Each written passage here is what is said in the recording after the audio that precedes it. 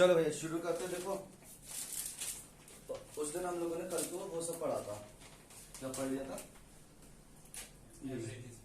Average speed और instantaneous. अच्छा अभी तो क्वेश्चन बताने ना, तो हाँ बताओ। एग्जाम्पल क्वेश्चन नंबर 2 देखेंगे एक बार जल्दी से।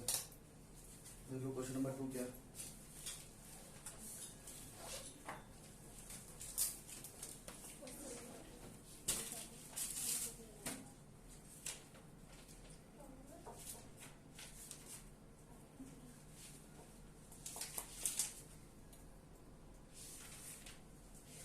अच्छा वो है क्या वो? अच्छा वेरिएबल के टर्म्स है।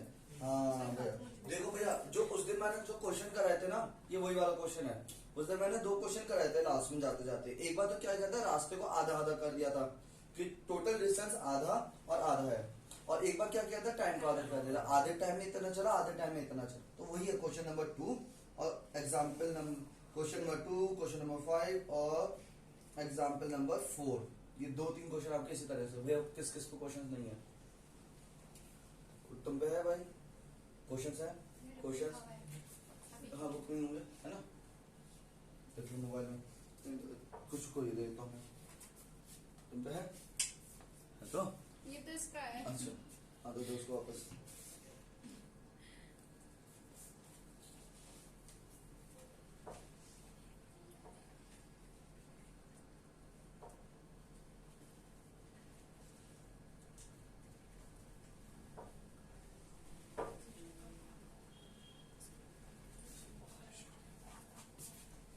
है सब पे हो जाएगा जुगाड़।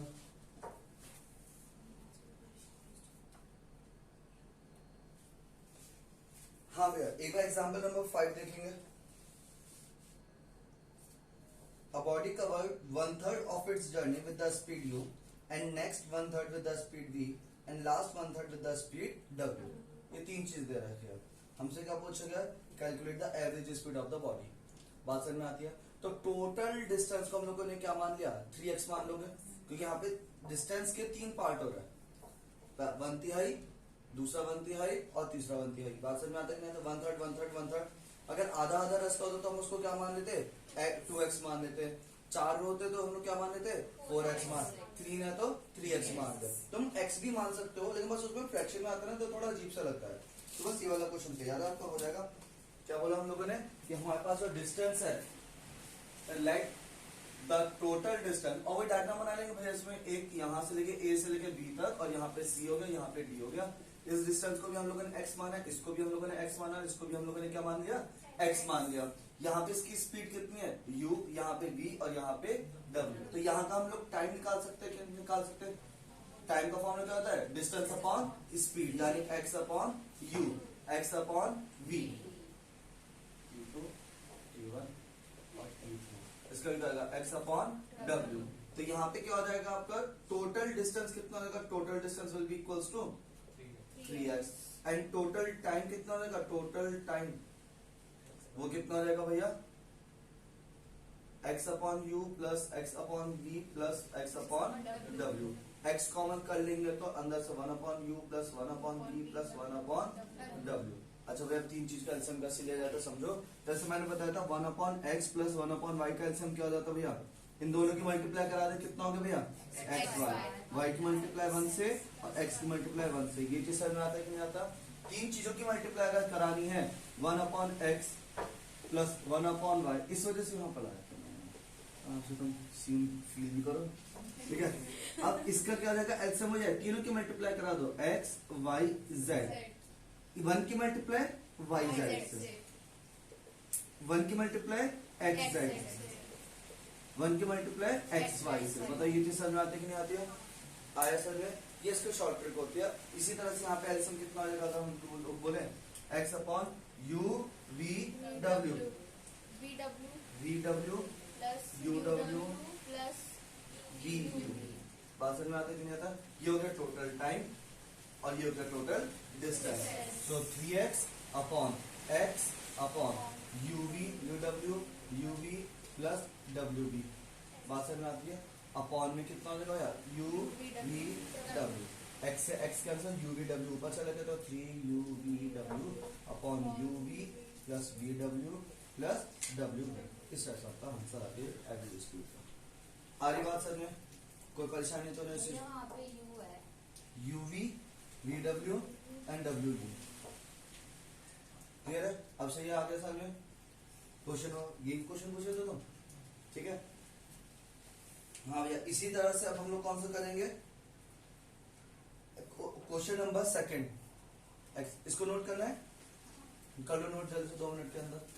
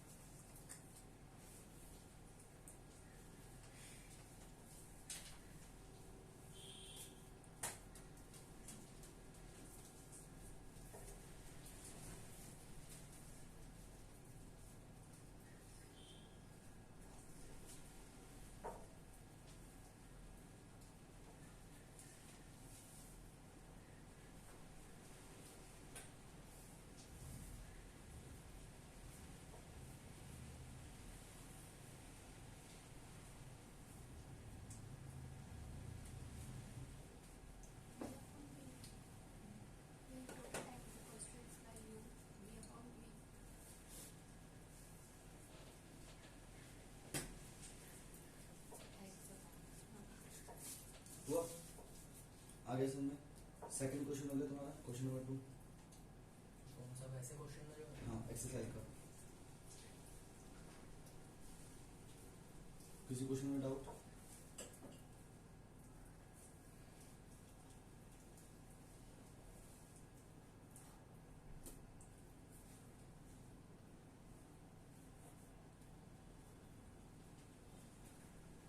हो गया कॉपी? क्वेश्चन नंबर 2 देखेंगे, पढ़ लो जल्दी से क्वेश्चन नंबर 2।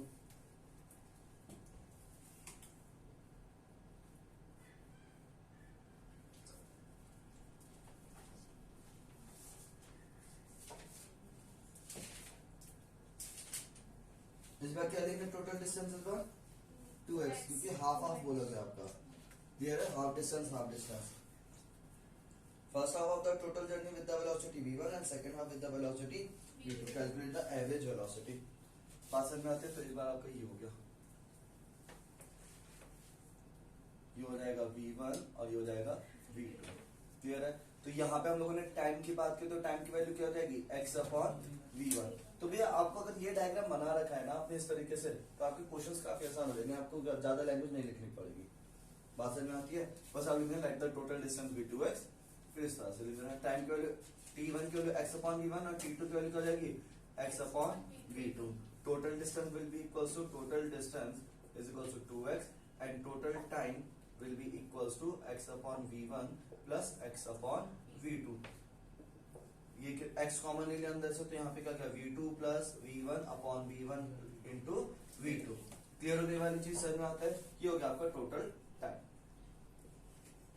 ठीक है? टोटल टाइम ये रहा, टोटल डिस्टेंस ये रही, एवरेज स्पीड का formula, average speed will be equals to कितना हो जाएगा भैया total distance upon total time. So 2x upon x into u plus v1 plus v2 upon v1 v2, x से x कैंसिल, तो 2v1 v2 upon v1 plus v2। इतना easy सा question है, आया सर में? पक्का कोई परेशानी तो नहीं? कॉपी करना तो कॉपी कर लो, उसका फिर आप क्वेश्चन नंबर 5 देखेंगे। फिर खुद ट्राई करेंगे आप लोग जल्दी से।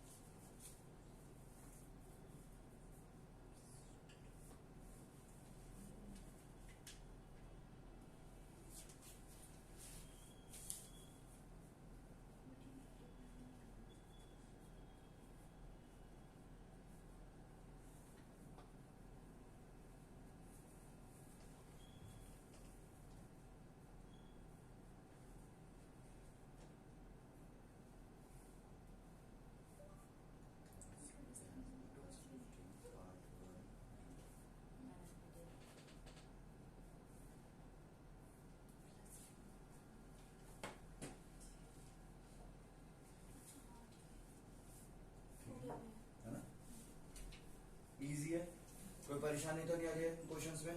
आगे शुरू करते भैया, नया टॉपिक एकदम। नेक्स्ट टॉपिक है इंस्टेंटेनियस वाला जो था, dx अपॉन dt करके जो मैं कल लिखा था। हो जाएगा? तो सारा ही हो पाएगा। हो ही जाएगा, ऐसे ही ट्राई होगा। करना भैया। किस किस का नहीं हुआ? तुम्हारा हुआ? दृष्टि हो जाएगा। तुम्हारा हो गया? वीनस, एरी। अभी नहीं हुआ। ट्राई करना घर पे जाके आराम से तुम भी, ठीक है? हो जाता है सही, नहीं तो कल को फिर से पूछ लेना, ठीक है? अब ये सारे क्वेश्चन एक बार जितने भी सब ट्राई कर लेना, जो ना हो वो मुझसे कल को एक बार डिस्कस कर लेना, ठीक है? आगे शुरू करते हैं। आगे जो हमारा टॉपिक है वो है आपका इंस्टेंटेनियस वाला। देखो भैया है क्या चीज, एक चीज समझना। मैंने बोला पोजीशन ऑफ द बॉडी, लिखना नहीं है ना, position of the body at any time T.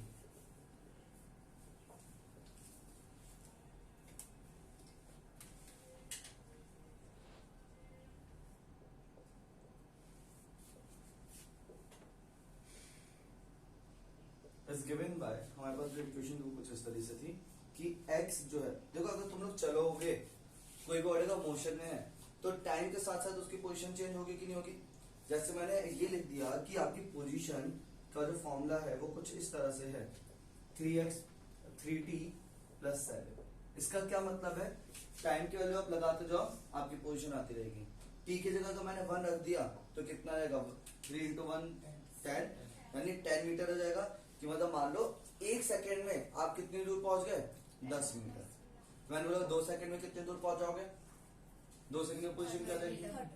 13 हो जाएंगी। क्लियर हो गया? 3 सेकेंड में कितनी हो जाएगी भैया? 16 हो जाएगी। ये चीज समझ आ रही है? मतलब हमें ये पता चल रहा है कि अगर मान लो मेरे रेफरेंस पॉइंट, ये है मेरा रेफरेंस पॉइंट, इस रेफरेंस के हिसाब से 1 सेकेंड के बाद आपकी पोजीशन कितनी दूर हो जाएगी?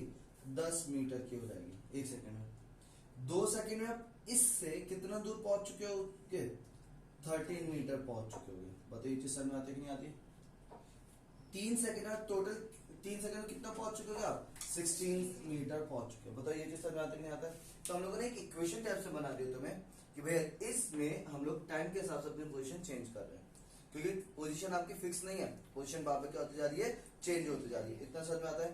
तो अगर ये चीज पता चल गई है तो उसका बस हमें ये पता करना है कि हमसे पूछा जाएगा तो पता इसकी वेलोसिटी कितनी होगी। ये चीज तो सही है कि पोजीशन आपकी ये हो रही है, हर 1 सेकंड में कितना चला? 10 मीटर। अगले 1 सेकंड में कितना चला भैया? वो 3 मीटर। अगले 1 सेकंड में 3 मीटर चला। उसके अगले 1 सेकंड में कितना चला भैया? 3 मीटर। उसके अगले सेकंड में कितना चला भैया? 3 मीटर। बताइए ये चीज समझ में आ रही है कि नहीं आ रही है? तो भैया यहाँ से हमें ये पोजीशन पता चल गया है। अब मुझे ये पता चलना है कि देखो डिस्प्लेसमेंट तो ऐसा है, मेरी वेलोसिटी कितनी हो जाएगी वो मुझे बताओ। कि इसके अगर मैं वेलोसिटी देखना चाहूँ, किस पार्टिकल की वेलोसिटी कितनी है, तो उसकी वेलोसिटी का फॉर्मूला क्या होता है? Velocity is equal to dv by dt, sorry dx by dt, displacement upon time. और ये जो पोजीशन होती है, पोजीशन मतलब डिस्प्लेसमेंट ही होता है एक तरीके का। एग्जाम में बोला जाएगा आपको डिस्पोजिशन ऑफ द पॉइंट, लेकिन वो एक्चुअली में क्या हो जाएगा? उसका डिस्प्लेसमेंट हो जाएगा। तो आपको डिस्प्लेसमेंट की एक इक्वेशन दी जाएगी जो कि टाइम पे डिपेंड कर रही है। जैसे जैसे टाइम चेंज होगा उसकी पोजीशन चेंज होती रहेगी, उसका डिस्प्लेसमेंट चेंज होता रहेगा। और आपसे उससे पूछेगा कि उसकी वेलोसिटी बता दो, उसका एक्सेलरेशन बता दो, ये सब चीज पूछा जाएगा। क्लियर हो गया वाली चीज? तो अब जो हम लोगों ने डिफरेंशिएशन और इंटीग्रेशन पढ़ा था उसको हम लोग यहाँ पे देख रहे हैं, उसकी एप्लीकेशन। भाई देखो समझना ध्यान से, अगर हम लोग डिफरेंशिएशन की बात करें तो डिफरेंशिएशन में क्या होता है भैया? डिवाइड हो जाता है, ये चीज मैंने बताई थी। और इंटीग्रेशन में क्या हो जाता है भैया? मल्टीप्लीकेशन हो जाती है। जैसे मेरा पास एक सिंपल सा फॉर्मूला था कि वेलोसिटी इज इक्वल टू क्या होता है? वेलोसिटी का फॉर्मूला क्या होता है? Displacement upon time. तो यहाँ पे मुझे क्या करना पड़ेगा बताओ भैया? डिफरेंशिएशन या इंटीग्रेशन? डिफरेंशिएशन, क्योंकि डिस्प्लेसमेंट अपॉन में क्या है? टाइम है। इसी तरह से मैंने एक और चीज बोली, velocity is also equals to acceleration into time. तो यानी यहाँ पे क्या करना पड़ेगा मुझे? इंटीग्रेशन करना पड़ेगा। तो अब आपको यही चीज ध्यान रखनी है कि अगर कहीं पे भी मल्टीप्लाई हो रही है तो मतलब इंटीग्रेशन करना, कहीं पे भी डिवाइड हो रहा है तो उसमें क्या करना है आपको? डिफरेंशिएशन। लेकिन कब करना है? जब आपकी डिस्प्लेसमेंट की, अब ये जो ये चीज है इसकी एक इक्वेशन टाइप से दे दिया जाए। अगर मैंने बोला डिस्प्लेसमेंट 40 मीटर है और टाइम आपका 2 सेकेंड है, तब तो डायरेक्टली डिवाइड करा देना, कोई मना ही नहीं। 40 मीटर 2 सेकंड में चल रहा है, डायरेक्टली डिवाइड हो जाए। लेकिन मैंने बोला डिस्प्लेसमेंट फिक्स नहीं है, डिस्प्लेसमेंट ऐसा दे रखा है। अब मैंने बोला कि इसका वो बताओ वेलोसिटी कितनी आएगी, तब हम लोग इसका क्या करेंगे, डिफरेंशिएशन करेंगे। मींस जो आपके पास ये वाली जो क्वांटिटी है, ये वाली या ये वाली, या फिर हम लोग एक और बात करते हैं, वर्क का फॉर्मूला क्या होता है भैया, work is equals to force into displacement. ना टाइम नहीं, झूठ बोला, ठीक है, फोर्स इनटू डिस्प्लेसमेंट। तो अगर मैंने बोला फोर्स डिस्प्लेसमेंट पे डिपेंड कर रहा है, जैसे डिस्प्लेसमेंट किस पे डिपेंड कर रहा था यहाँ पे, टाइम पे, एक्सेलरेशन किस पे डिपेंड कर रहा था, टाइम पे, ऐसे का फोर्स डिस्प्लेसमेंट पे डिपेंड कर रहा है, तो यानी हम लोग क्या कराएंगे, इसका इंटीग्रेशन करा। मतलब फोर्स की वैल्यू अभी तक तो क्लास 9 में तुम क्वेश्चन बोलते थे तो उसमें फोर्स दे दिया जाता था कि 40 न्यूटन का फोर्स है, 5 मीटर तुम चल रहे, ऐसा होता था, 40 न्यूटन का फोर्स है, 5 मीटर तुम्हें चल रहे, तो बताओ वर्क कितना हो गया, तो तुमने डायरेक्ट मल्टीप्लाई करा दी।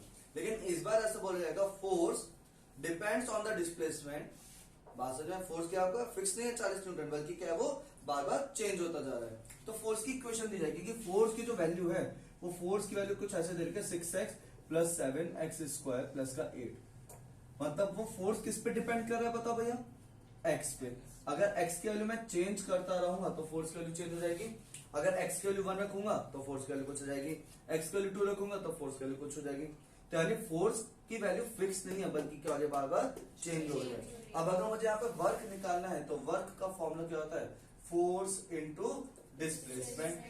क्लियर है वाली चीज। लेकिन बात आती है फोर्स कौन सा रखूं, 1 मीटर वाला, 4 मीटर वाला, 15 मीटर वाला, तो फोर्स क्योंकि फिक्स नहीं है, तो यानी हम लोग यहाँ पे मल्टीप्लाई कराएंगे नहीं, बल्कि हम लोग क्या करा देंगे, इसमें इंटीग्रेशन करा देंगे। बात समझ में आता है कि नहीं आता। इतनी चीज आपको ध्यान रखनी है कि कहीं जहां जहां मल्टीप्लाई हो रहे वहां हम इंटीग्रेशन करेंगे, जहां जहां डिवाइड हो रहे वहां क्या हम करेंगे, डिफरेंशिएशन करेंगे। ये इसकी एप्लीकेशन, इंटीग्रेशन डिफरेंशिएशन की। ऐसे ग्राफ में समझेंगे, अगर मान लो दो क्वांटिटी की मल्टीप्लाई करानी पड़ रही है तो ग्राफ के अंदर हम उसका क्या निकाल देते हैं, एरिया निकालेंगे। अगर दो क्वांटिटी को आपको डिवाइड कराना पड़े तो ग्राफ में हम उसको क्या बोल देंगे, स्लोप बोल देंगे। तो ये चीज आपकी हो जाएगी। एक है अलजेब्रा, ये चीज अभी मैं आगे बढ़ाऊंगा, अभी स्टार्टिंग की चीजें तो अभी तो थोड़ा ऊपर से भी जा रहा होगा। एक है अलजेब्रा, एक है ग्राफिकल, और लास्ट हो जाएगा आपका कैलकुलस। तो अलजेब्रा में जो प्रोडक्ट था मल्टीप्लाई कराना, वो ग्राफिकल में क्या बन जाएगा भैया, एरिया, और कैलकुलस में क्या बन जाएगा, वो इंटीग्रेशन। इसी तरह से अगर हम लोगों ने बोला जो डिवीजन था वो ग्राफिकल में क्या बन जाएगा भैया, स्लोप बन जाएगा, और कैलकुलस में क्या बन जाएगा, डिफरेंशिएशन बन जाएगा। बात समझ में आते हैं। जैसे मैंने क्या बोला तुम लोगों से कि मुझे एक्सेलरेशन बताना है, एक्सेलरेशन का फॉर्मूला क्या होता है, वेलोसिटी के टर्म्स होता है, वेलोसिटी अपॉन टाइम। तो यानी इन वेलोसिटी का क्या करूंगा, डिफरेंशिएशन या इंटीग्रेशन, डिफरेंशिएशन कर देंगे। आ रही बात सर में, कुछ कुछ सर में आया, नहीं आ रही है, तो पानी पी लो, पानी पी लो, ऐसे क्लैपिंग करो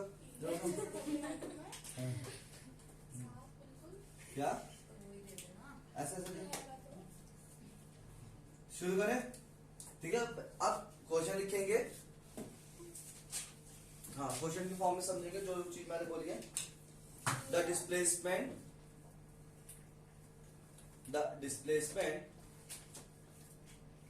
ऑफ अ बॉडी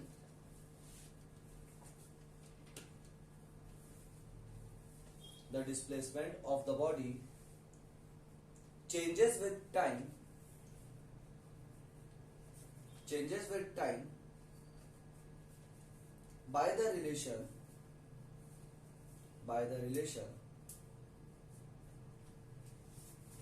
अब रिलेशन क्या भैया, ये है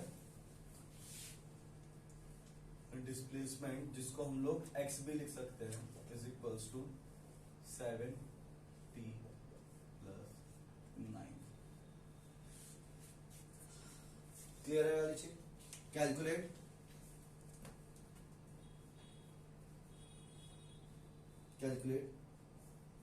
the position of the body, calculate the position of the body after 5 seconds, after first point करके लिखना है 5 second, second point 10 second, third point 12 second, and its velocity. its velocity. Full stop. Also identify the type of motion. Also identify the type of motion. ठीक है भैया, शुरू करें. हाँ, first point में क्या बोले आपसे, इसमें हमें क्या बताना है, पोजीशन बतानी है. मैंने बताया पोजीशन हो या डिस्प्लेसमेंट हो, बात क्या होती है दोनों की सेम होती है. नीति समझ में आता है. तो कितनी आएगी, आपको इक्वेशन ये दे रखी है, आपसे 5 सेकंड बाद पूछेगा उसकी पोजीशन क्या हो जाएगी, तो निकाल सकते हो कि नहीं निकाल सकते हो.